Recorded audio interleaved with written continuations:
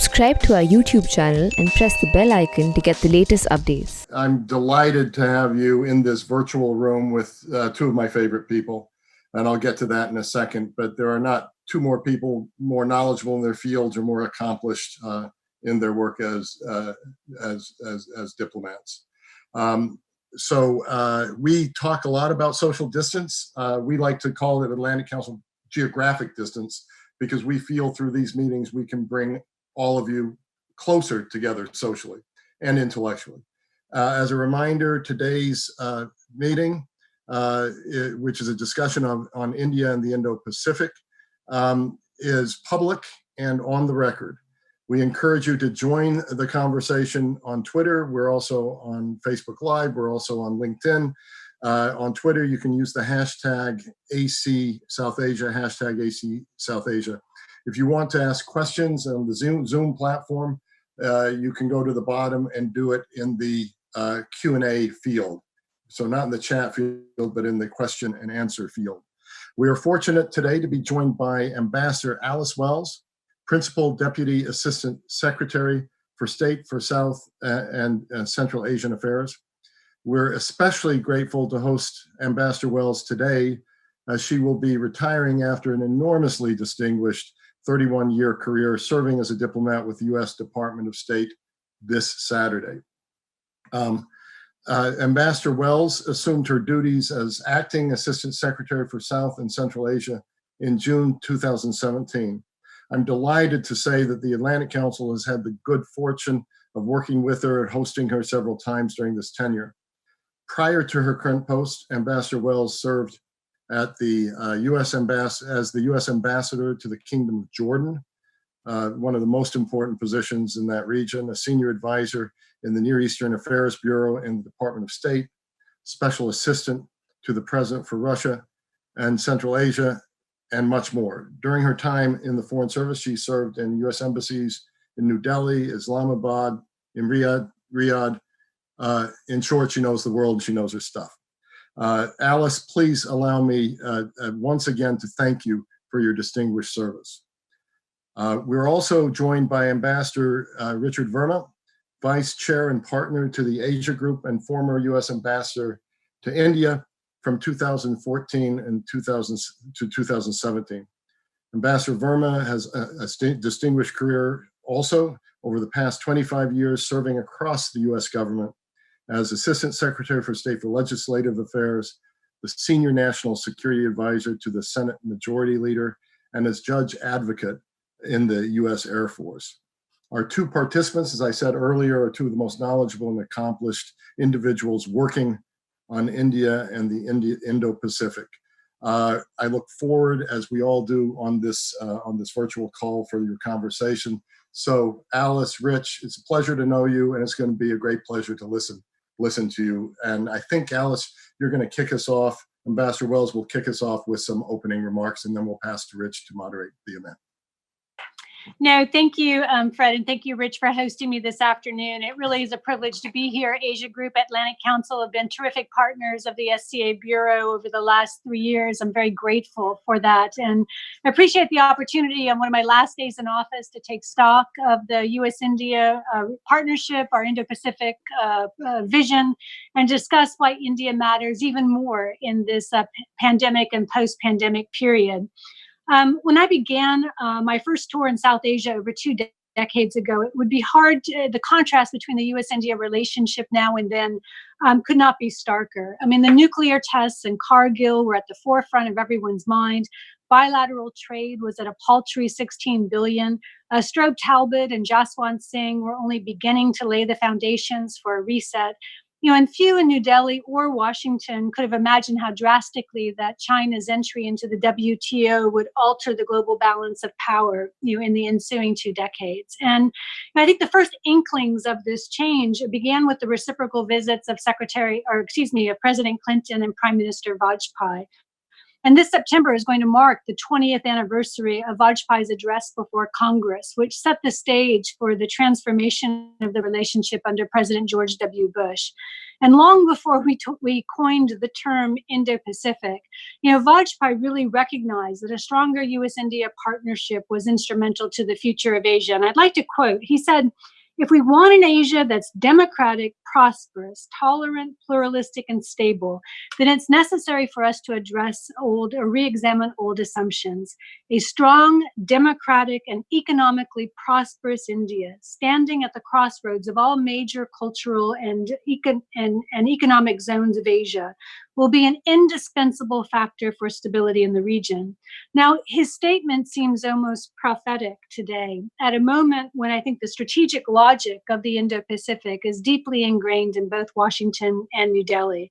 And today I'd like to discuss a bit, how extraordinary a shift this was, and to recap a few areas where I think we've seen the biggest changes as a result. And I'll close with a few thoughts on COVID, as well as some upcoming challenges and opportunities.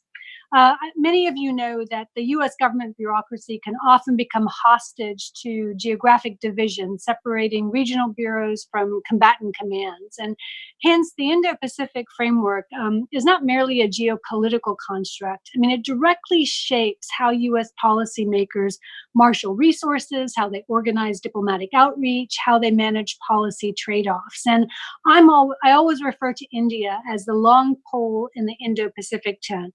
A fellow democracy of 1.3 billion, world's third largest military, median age of 28, burgeoning middle class approaching 600 million. And of course, it also shares a 2,000-mile long disputed boundary with China, where, as we've seen recently, both countries' troops have been encountering each other on almost a daily basis. But most importantly, the United States and India share a vision for an Indo-Pacific order that respects sovereignty and rule of law. And India seeks to become, in the words of Minister Jaishankar, a leading power, but one that plays by the rules. And we in turn recognize that India's successful rise contributes to an environment in Asia that serves US interests. So this strategic meeting of the minds on the Indo-Pacific vision has greatly enhanced how we're able to work together around the world, as you saw in what was rebranded as the Comprehensive Global Strategic Partnership announced earlier this year during President Trump's historic visit to India. And I think the personal rapport between the president and prime minister is clear, and it's clearly helped the relationship. And we've also seen this in their meetings with Prime Minister Abe of Japan. Another example is the Quad, which is well on its way to becoming one of the premier forums of the Indo-Pacific. And in just the past year, we held the inaugural Quad ministerial meeting. We saw Quad ambassadors meeting regularly in countries across the Indo-Pacific. And we convened experts meetings on counterterrorism, cyber issues, and maritime security.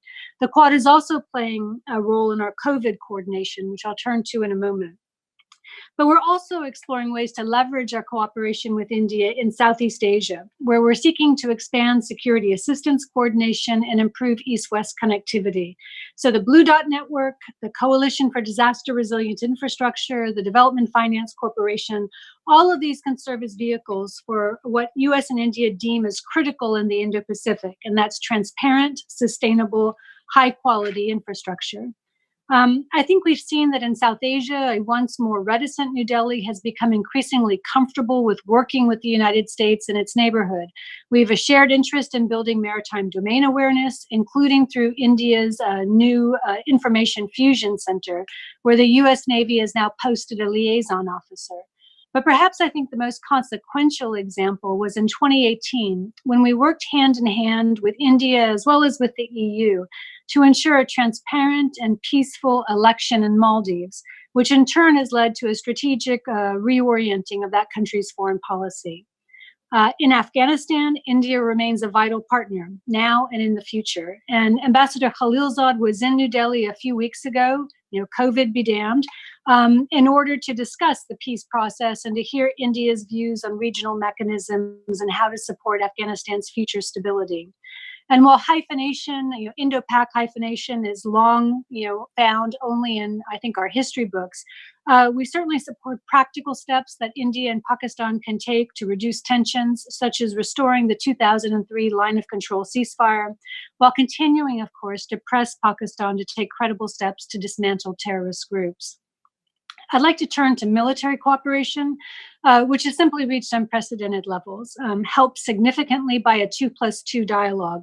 The list of accomplishments in our 2+2 joint statements have become so routine that it's easy to take it for granted and to lose sight of the significance. Just to name a few, we've conducted a group sail in the South China Sea. We've inaugurated a new tri-service exercise. We've concluded 4 out of 5 of the major defense enabling agreements, and we expect BECA to be signed before the end of the year. We've also made strides in our defense trade, with the bilateral tally now crossing the 20 billion mark after the president's visit. I think this administration deserves to take credit for making a concerted policy change to offer India our most advanced defense technologies, such as armed UAVs. It's quite remarkable to think that the same missile defense system protecting Washington, NASAMS, will soon be protecting New Delhi. And India's growing capabilities as a first responder have also been on display in the Indian Ocean, where it's been delivering COVID relief, often using US origin platforms, to dozens of countries. Looking ahead, I'm confident that defense trade and interoperability will continue to grow, even though COVID-related budgetary challenges may slow the pace. One area where I think we can exert even more attention is preparing for 21st century threats, especially as the military implications of artificial intelligence, autonomous devices, and quantum computing become more pronounced. I'm proud that our maturing relationship has allowed us to develop a new degree of resiliency and self-confidence, and that does allow us to navigate differences on issues like trade, sanctions, and visas. Good friends can have candid conversations about even the most difficult topics, and that's why we continue to engage on issues like human rights and religious freedom, issues that two proud democracies should be able to discuss freely, and why we continue to urge India to remain true to its inspiring democratic traditions. Lastly, let me turn to the challenge at hand, and that is, I think the manner and speed in which the COVID pandemic spread has led to, valid questions about transparency, accountability, and the role of global institutions. And the problem is all the more acute in light of China's efforts to evade responsibility and to spread misinformation. But one bright spot has been the robust and regular coordination that we've enjoyed with India. Secretary Pompeo and Deputy Began are utilizing the Quad Plus mechanism to coordinate COVID responses. And so in addition to Quad members, these calls have involved South Korea, New Zealand, Vietnam, as well as Brazil and Israel. And they've covered a wide range of issues, sharing of best health practices, supply chain resiliency, and diplomatic coordination. And what we've seen from New Delhi is a high degree of convergence on how we should work together post-pandemic. And as always, the challenge is going to be translating this convergence into concrete outcomes. It's going to require a synced approach, I think, on potential reforms to international organizations, such as the World Health Organization, to ensure transparency and accountability. Prime Minister Modi has expressed interest in exploring reforms, and we look forward to India's upcoming chairmanship of the WHO Executive Board. And we certainly believe that Taiwan should have a seat at the table, given its wealth of expertise. Second, we really want to work with India to improve the business environment as companies seek to diversify their supply chains. This really represents a golden opportunity for India, one which we think it should seize with market-friendly approaches instead of protectionist impulses.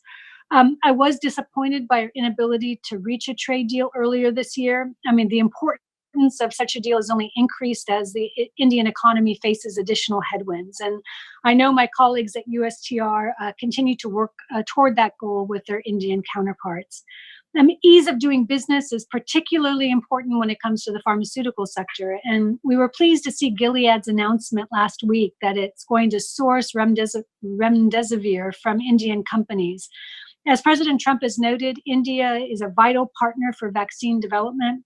This is an area in which the Serum Institute of India is already working with U.S. partners. And India is also a crucial cog in the global supply chain for ventilator components. And we were pleased to be able ourselves to donate ventilators to India and other partners earlier this month.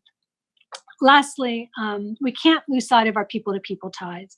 And COVID has created, enormous anxiety and uncertainty for both American and foreign students alike. And we need to ensure that as conditions allow, we do everything possible to keep that upward trajectory of Indian students in the United States, which last year topped over 200,000.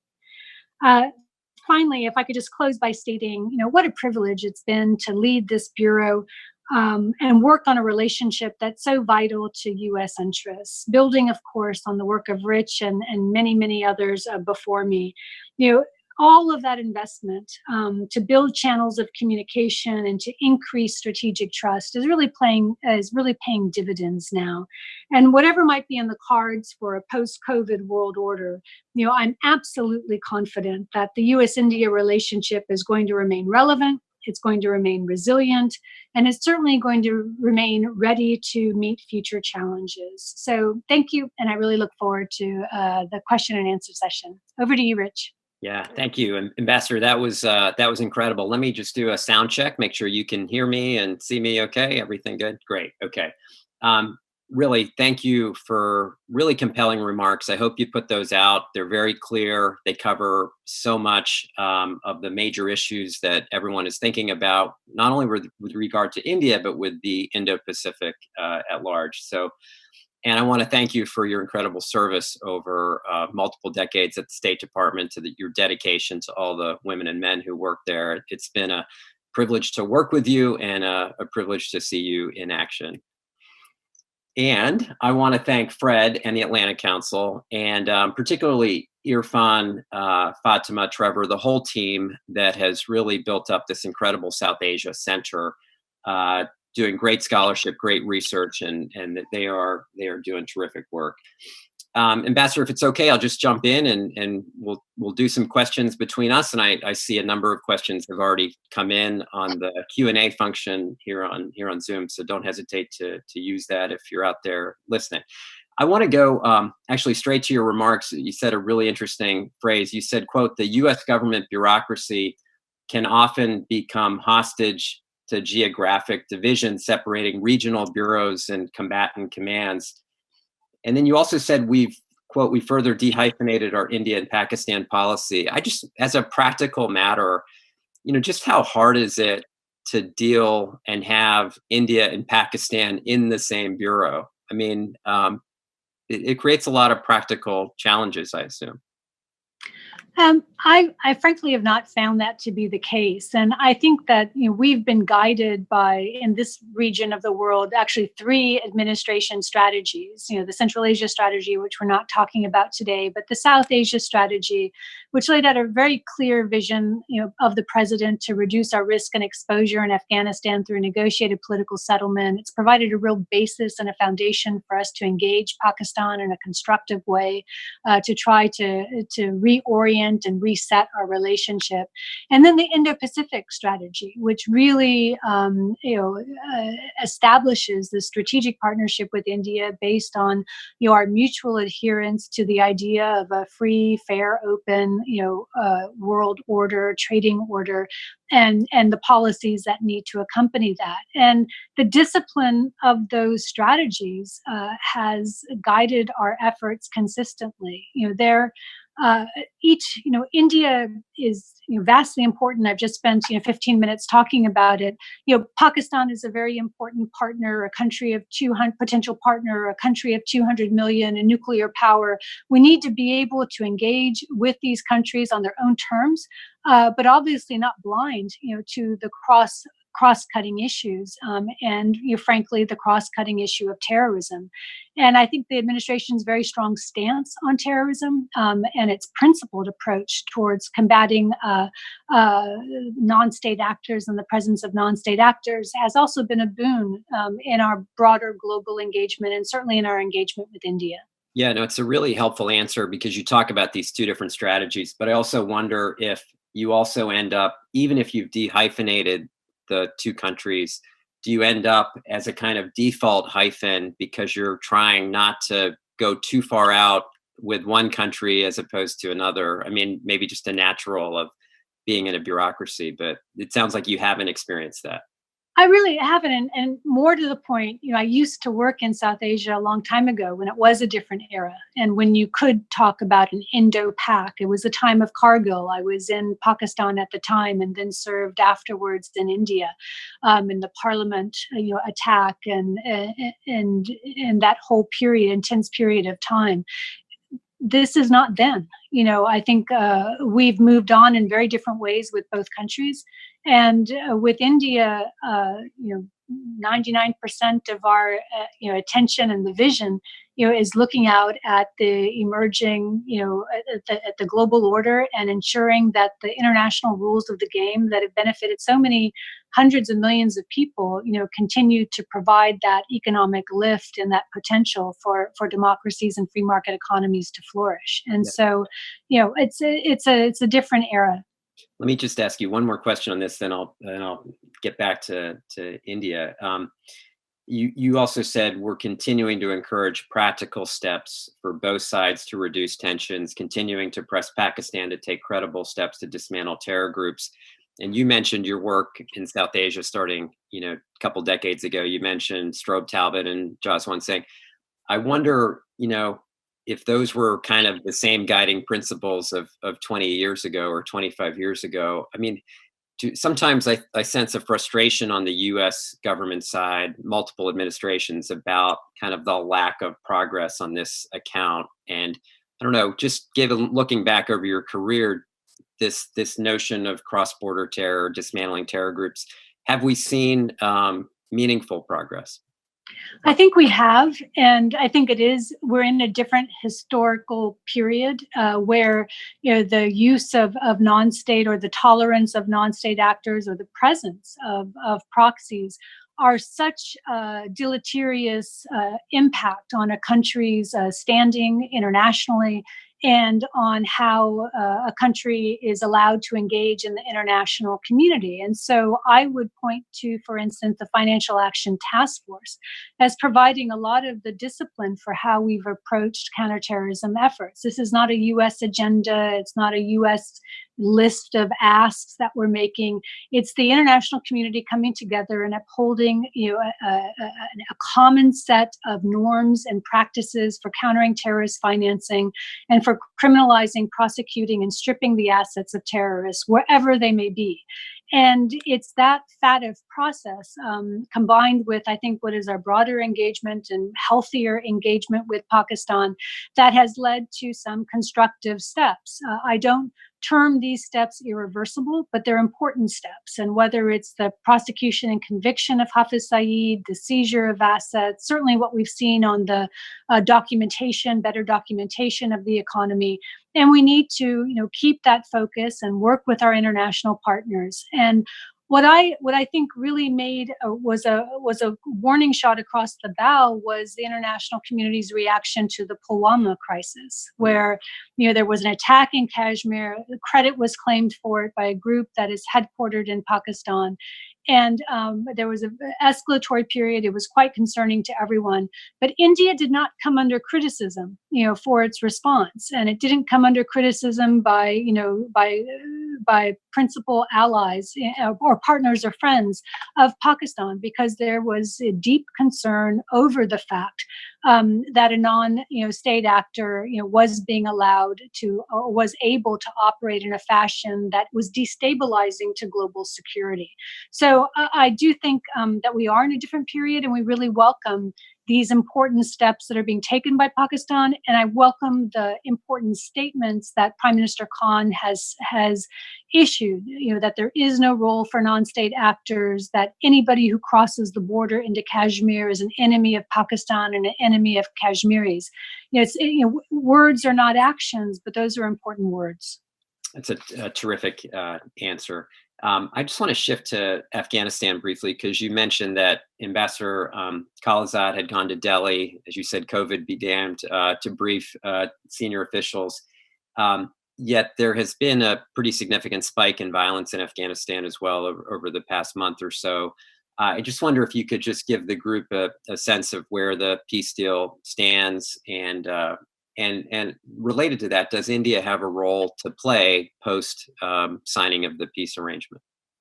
Well, India has a very important role to play. The $3 billion in assistance that it has already allocated to Afghanistan, its presence, I think, in virtually every province in Afghanistan where it's engaged in valuable development projects, its diplomatic and political relationships it has with Afghan political actors, and the fact that obviously India was the victim of terrorism that was directed from and came from Afghanistan. So it's essential that India play a role and have confidence in the peace process or the negotiated political settlement that emerges from intra-Afghan negotiations. You can see, as I think the Secretary and Ambassador Khalilzad have said publicly, this is a difficult time in the peace process. The violence is unacceptable. The increased levels of violence that we've seen by the Taliban is unacceptable. And so, but the answer is not to stop or to move backwards. The answer is to get to the negotiating table faster. And the formation of a unified government that was announced by President Ghani and Dr. Abdullah is important. And we look to this team now with Dr. Abdullah leading, a high peace council to be able to take all necessary steps to allow that the negotiations to move forward. It's going to continue to be difficult. And so for that, we really do look to the countries of the region to reinforce the message of the imperative of peace. And whether that's Pakistan encouraging the Taliban to, again, take the right steps that get us to a negotiating table, India providing confidence to others in Afghanistan that this is the wise course of action. It's going to take all of the region rooting for peace for this negotiated political settlement to come to fruition. Thank you. Let me turn to another, frankly, tense issue, which is the border standoff. As you noted, Indian and Chinese forces often coming into contact with each other, perhaps more frequently, even in the last week or so. Additional security challenges on that front. How much does that worry you? Can you give us a sense of just, are there de-escalatory measures that can be taken? This 2,200-mile contested border presents some real security challenges for the Indian side. Well, I think for anyone who was under any illusions about that Chinese aggression was only rhetorical, I think they need to speak to India, where India, on a weekly, monthly, but certainly a very regular basis, has to experience the pinpricks of Chinese military. And it's a reminder of what's at stake in building a world order that, and sustaining a world order that respects, sovereignty, territorial integrity, as well as respects the rules of international trade that have allowed, again, so many hundreds of millions to be lifted out of poverty. We in the United States recognize the McMahon Line. We've always recognized our Arunachal Pradesh as an Indian state. We certainly urge India and China on the line of actual control to engage diplomatically to resolve any outstanding differences. But this is, if you look to the South China Sea, there's a method here to Chinese operations, and it is that constant aggression, the constant attempt to shift the norms, to shift what is the status quo, that has to be resisted. Whether it's in the South China Sea, where we've done a group sail with India, or whether it's in India's own backyard, both on land as well as in the Indian Ocean. Really powerful answer. So thank you for that. I want to stay on defense and security cooperation, give you a chance to catch your breath here a little bit. And you rightfully said that in the security arena, the US and India have made incredible progress over the last 2 decades. In particular, you mentioned the defense sales number, the defense exercises, the foundational agreements. We could go on and on, our 2 industries coming together. I want to, I don't know if you had a chance to see this. The Chief of Defense Staff the other day said the following. This is the Indian Chief of Defense Staff. He said, quote, we are not expeditionary forces that have to deploy around the globe. We have to guard and fight only along our borders and, of course, dominate the Indian Ocean region. So a very kind of regional view of what the Indian military should be doing, if not borders only. And I just wonder, does that comport with the foreign minister's view of India being a quote unquote leading power, or the US views of India being a net security provider or a major defense partner of the United States? In other words, is that vision consistent with kind of broader global expectations for India to play a more global role? Well, power is manifested in many different ways, not just militarily. And obviously, India has global interests and is going to, I think, seek to protect those global interests, diplomatically, politically, economically, militarily. And so I wouldn't confuse a definition of expeditionary power by the military with a limiting of India's influence. I mean, we see Indian influence already in the assistance that it provided, COVID assistance, in our backyard, in the Western Hemisphere. I think India has delivered assistance to over 80 countries in a very, very strong affirmation of India as a reliable supplier, a reliable member of the global supply chain. So, no, we absolutely see India as a global power. That's really helpful context. He went on to say, and this is more procurement focused, and I promise we won't get into the details of defense procurement, but he went on to say we should not go in for large amounts of imports by misrepresenting our operational requirements.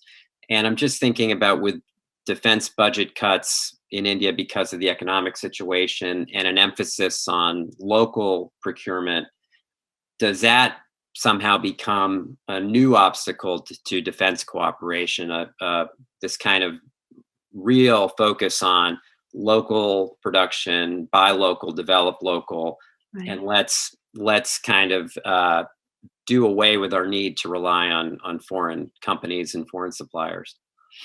Well, I hope not, because American companies certainly know better and best, I think, how to partner with other countries and include them in global supply chains that create local jobs. That, in fact, it's how Japan and South Korea, built their aerospace sectors. And when I look at Lockheed and Boeing, they're attempting to do the same thing in Hyderabad.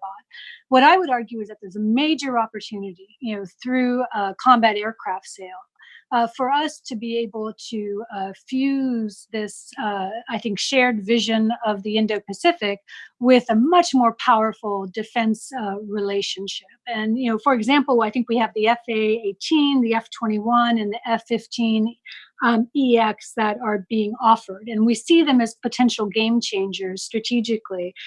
First, in addition to what are obviously their superior technological capabilities, and this is an administration that is committed to ensuring they're putting the best offer on the table for India. But what you get is transparency. And what I hear so much in India is the concern over corruption, the appearance of corruption. And there's nothing better than an FMS process, which guarantees transparency. The deal is done without controversy, and we have a U.S. track record in India that proves that. I think the second thing is that we provide the sustainment. We're known for providing the excellent life cycle and maintenance. And third, the timely delivery. And the only point I would make here is that, had India selected an American fighter during the earlier medium multi-role combat aircraft contest, I think the Indian Air Force would be well on its way to fielding an advanced frontline fighter. So, I would, when you already look at what's being manufactured in India, that's such a great way to build up that production capability, to build partnerships with India's defense industries. And I hope it's intensified and not backed away from. Yeah, great kind of summary too of what we've been doing in the last few years. There was a really important section of your remarks, which I hope people look at it. And you said we've matured in our relationship, where we can talk about difficult things and navigate differences, and what you said on quote, trade, sanctions, and visas. And maybe I could just ask you about each one of those. First of all, on trade, I know you expressed some disappointment that the trade agreement didn't get over the finish line when President Trump was there. Is that something, I know USTR has the lead on this, but if you had to predict, are we going to get there, and any idea of remaining obstacles, and how do we get there? Right. Well, I mean, in any trade relationship, there are trade irritants. And so this is an area where we've been working hard, for the last 3 years. And it's a priority of the president to be able to reduce tariff barriers to American products. And so it is an intensive dialogue led by USTR. We've also seen backsliding. I mean, we've seen steps that have been taken over the course of the last year that disadvantage foreign companies, that change the rules of the road, after companies have made, very sizable investments and or that have levied taxes, again, in a discriminatory fashion on American firms. And so, questions do continue to be raised about the degree to which India is prepared to open its markets. And, I would point out that, we're a country that makes trade deals. As rough and tumble as these discussions are, we make deals. We've not seen India, be able to make these trade deals yet. And so this is not just a U.S. issue. It's an issue that India faces in its relations with the EU, with Australia, with other countries. And so we certainly hope that the lessons learned in part from the pandemic is that there's a real opportunity for greater diversification as countries are looking to de-risk from China. India could make sense if the right policies are put in place and the right commitments to infrastructure. We certainly want to see that happen and facilitate that kind of growth in our partnership. But they're tough issues, and this administration is committed to doing what is necessary to make progress. That's great. You mentioned sanctions. I know last year there was talk of concern about the Russia sanctions that could be applied because of India's purchase of a missile defense system. There has been talk in the past of Iran-related sanctions, but could you give us a sense, are those, is the potential for the Russia sanctions, for example, still in the picture, or is that now in the rearview mirror? No, CATSA very much remains a policy priority, certainly for Congress, where you've seen the very strong demand for implementation and concern over the ability of Russia to gain monies from these military sales that will be used to further undermine the sovereignty of neighboring countries. And so CATSA has not moved off the table. I think instead of approaching it from a Russia prism, though, I think the more important conversation to have is at this level of sophistication, and as India, is moving to adopt the highest level technological systems, it really becomes a question of which system do they want to operate within? How do they want their systems to communicate with one another? It's not a mix and match arrangement. At certain point, India will have to make sort of a strategic commitment to technologies and platforms, and we think we have the best technologies and platforms. You also mentioned visas, and I don't want to get bogged down in a H-1B discussion, but I do want to ask about student visas. It's been great to see the real growth in the number of Indian students studying in the United States. I think the number is around 200,000, as you mentioned in your comments. Is it possible to predict yet that if there are Indian students planning to study in the United States this fall, if they meet all the other requirements, will they be able to matriculate, travel, and get here? In other words, will they be able to get a visa to study in the U.S. this fall? Right. There's so many, obviously that's what we want.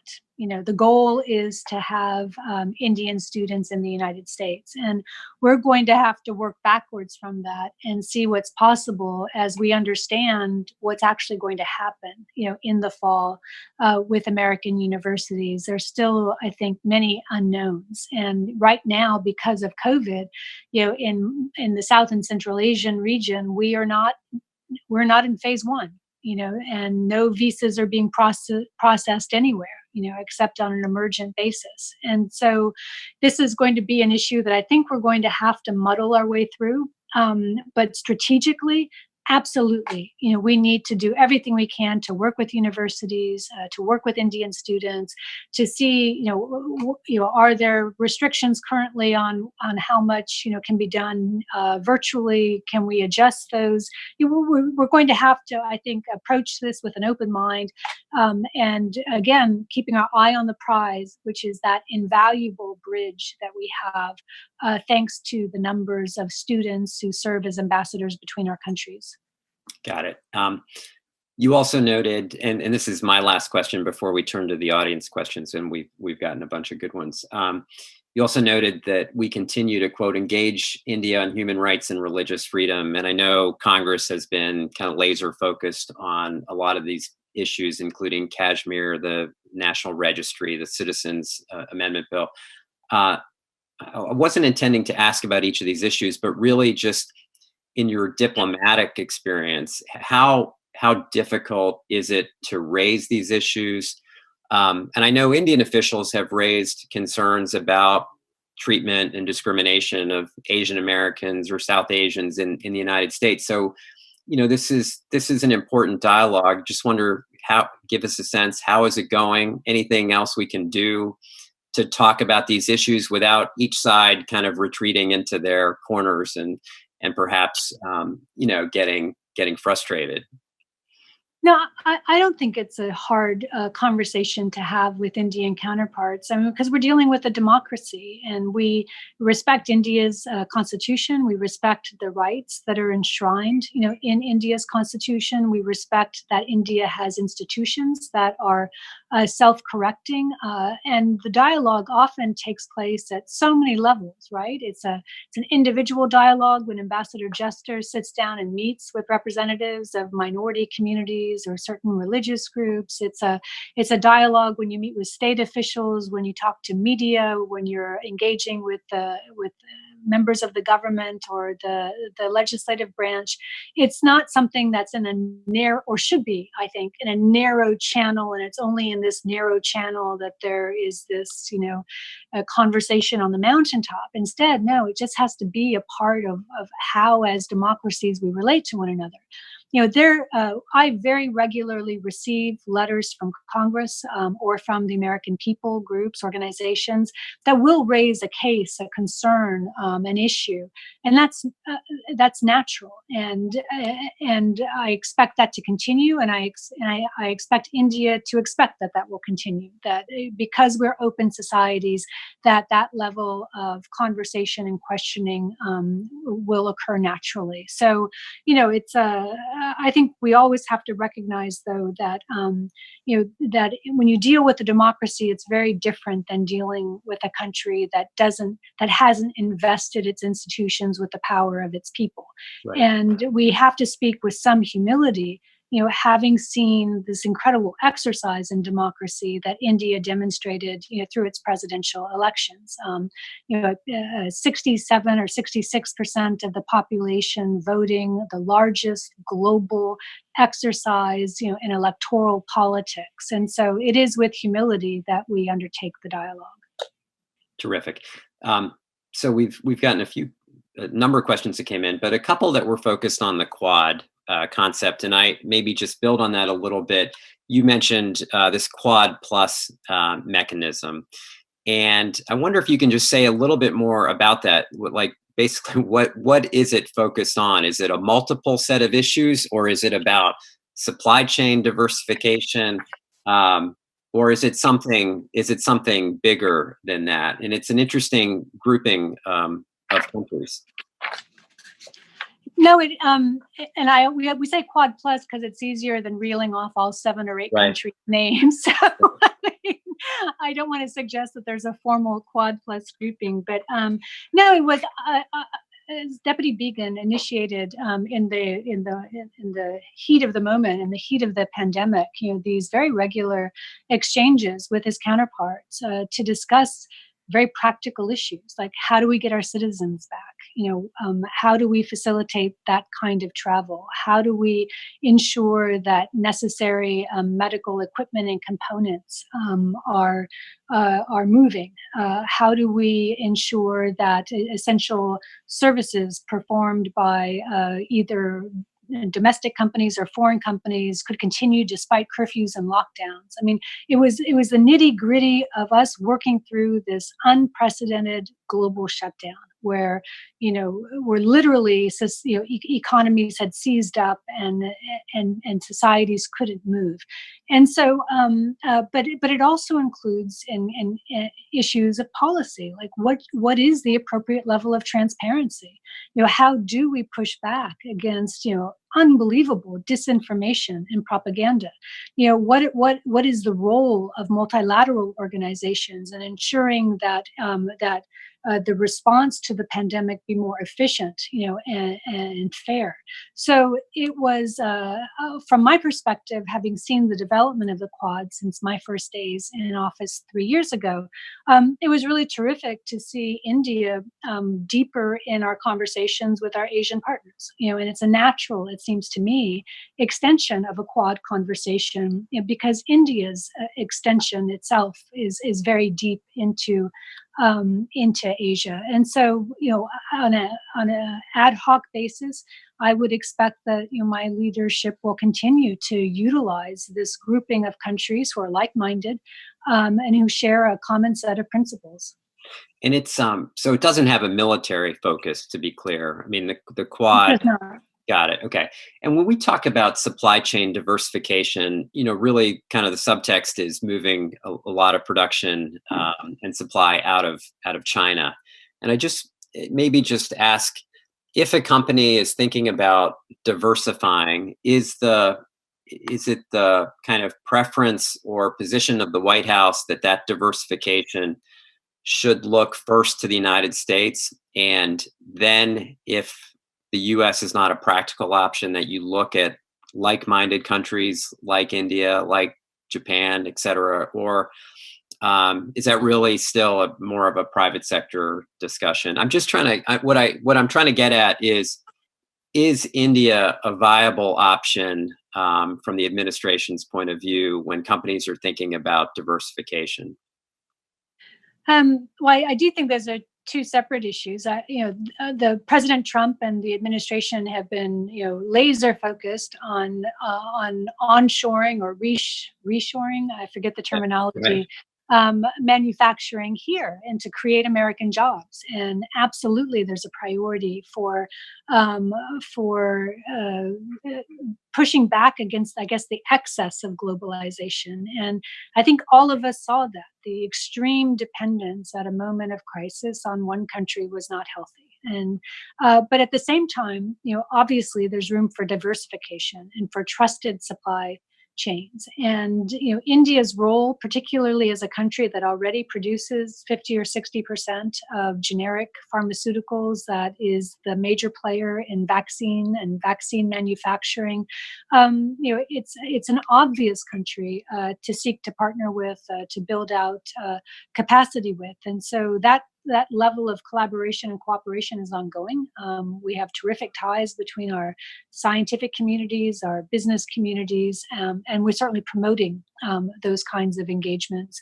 But there are also opportunities, not just in India, but in Bangladesh and Sri Lanka, Pakistan, for companies to benefit. I mean, for instance, in Bangladesh, which has seen sort of a devastating loss in the ready-made garment sector, right. They've been able to retool some of their factories. Beximco, one of their major exporters, now has contracts to provide PPE in the United States. We're looking to match and make these connections, whether it's between FEMA or other American companies that are looking to source more PPP. So, with every crisis, there are opportunities, and obviously, one of the opportunities here is the de-risking and the de-globalization that is going to take place.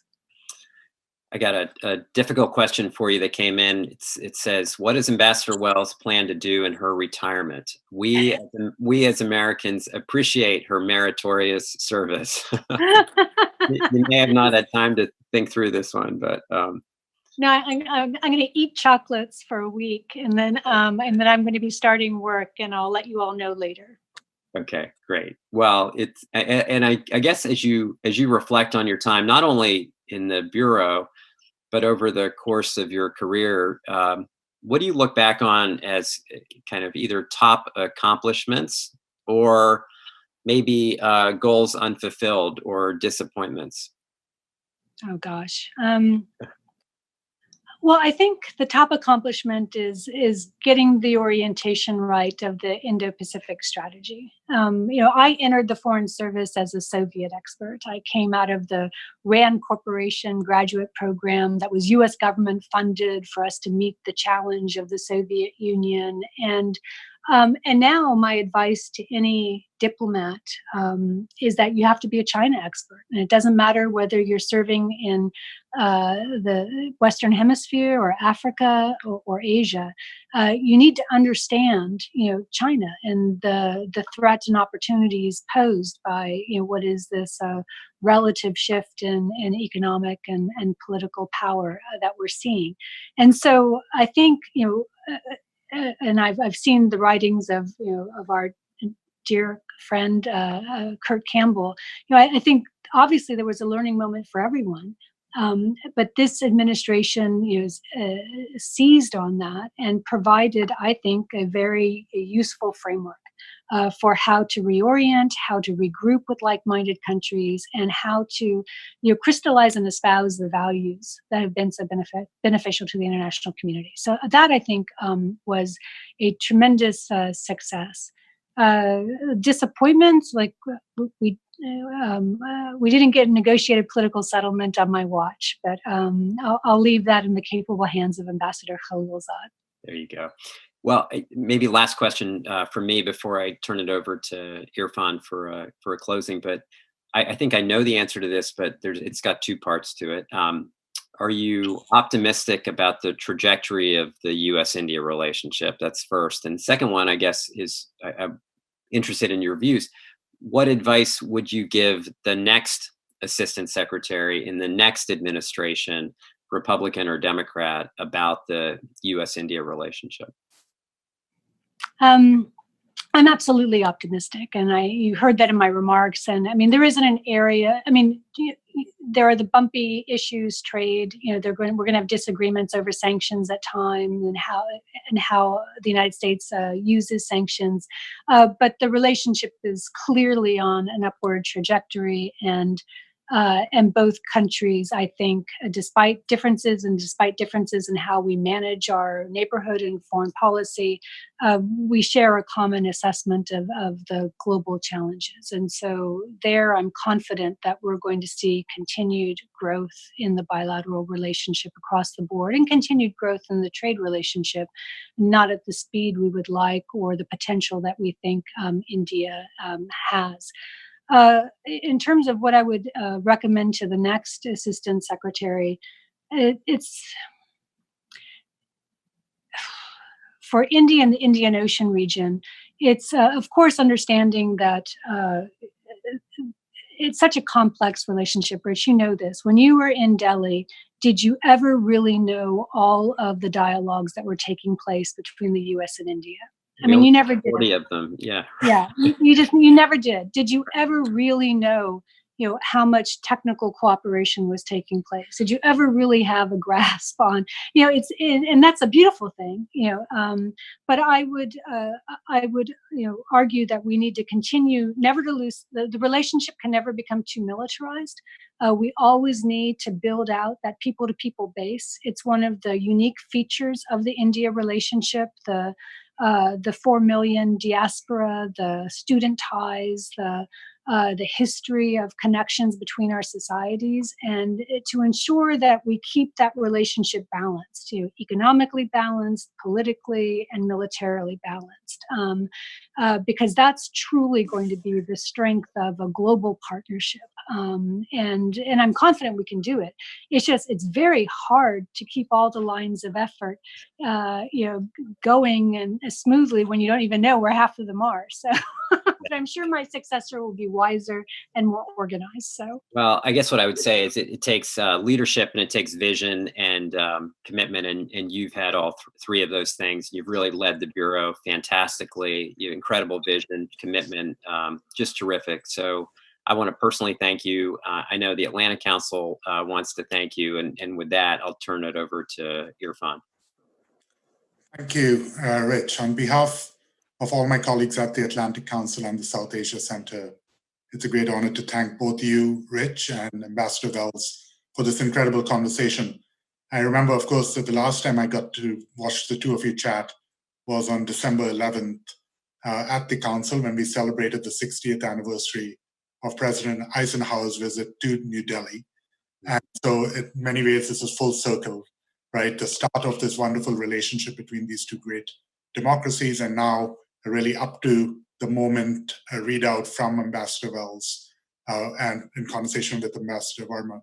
But it's also a great reminder that this is an old relationship. And in the questions, one of the questions came from Peter Galbraith, whose father, Ambassador John Kenneth Galbraith, was served in India in the early 1960s, and was another moment at which it seemed like these two countries would be growing successfully together. There's been many fits and starts, but thanks to the leadership you showed, Rich, in Delhi, and Ambassador Wells, that you have done over the last 3 years at FCA, I think we are once again optimistic that India and the United States can really be the architects of a democratic 21st century. So thank you both. Congratulations, I should say, to Rich. Last Thursday, Rich was hooded. He is now Richard Verma, PhD from Georgetown, and I had wow. that. So congratulations, Rich, on that. As well, I look forward to seeing the book on a dissertation that was about the history of the US-India relationship. And so, coming to a bookstore near you sometime soon, I hope. And Ambassador Wells, a very sincere thank you and congratulations on your incredible career. Whatever you do next, we hope the Atlantic Council and the South Asia Center, as part of that story, allow us to be a partner in retirement as well. But thank you all. Please follow us on our Twitter and at theatlanticcouncil.org for many, many exciting conversations coming up. Thank you all. Thank you. Thank you.